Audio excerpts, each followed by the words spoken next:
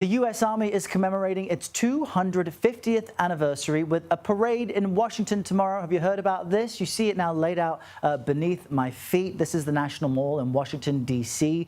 The parade itself is expected to include, get this, 6,600 soldiers, as well as 150 vehicles and aircraft. They will all be here along the parade route we have highlighted in yellow for you. The parade starts at 23rd Street near the Lincoln Memorial and makes its way down towards the Washington Memorial.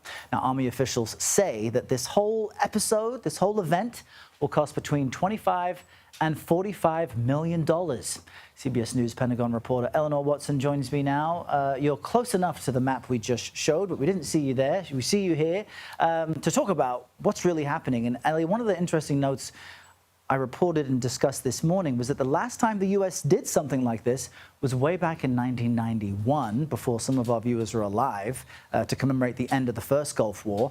So why is President Trump pushing for this, and what can we expect now?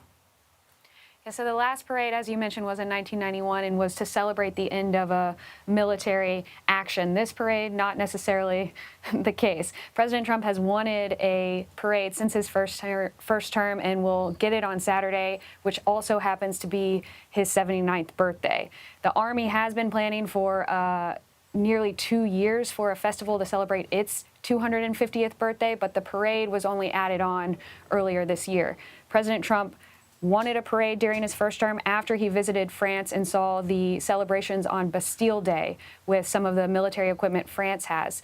Pentagon officials at the time advised against it, worried that it would over-politicize the military. The Pentagon currently is all for the parade, in part because it is the Army's birthday, and the Pentagon will contribute a military show of force, including 28 Abrams tanks, Bradley fighting vehicles, and Strykers that will be expected on the parade route through the Capitol on Saturday.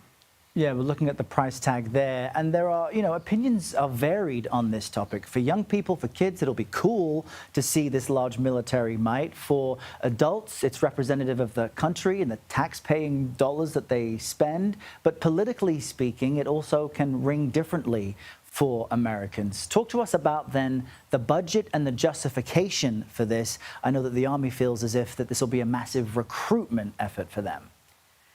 That's right. So the price tag, as you mentioned, is between $25 million and $45 million, but that doesn't account for the money the Army has committed to pay if there is any damage to the roads of D.C. The Army doesn't expect a lot of damage, but some of that equipment is around 80 tons. So the Army has promised D.C. that they'll contribute to any damage inflicted. When confronted with the costs last week, especially as the Pentagon is making cuts elsewhere, Secretary of the Army said that the parade will be worth it because, as you mentioned, he believes that this will be a recruiting boom. When the Army gets to tell the story of the Army, 250 years of the Army, he believes it will attract more young people.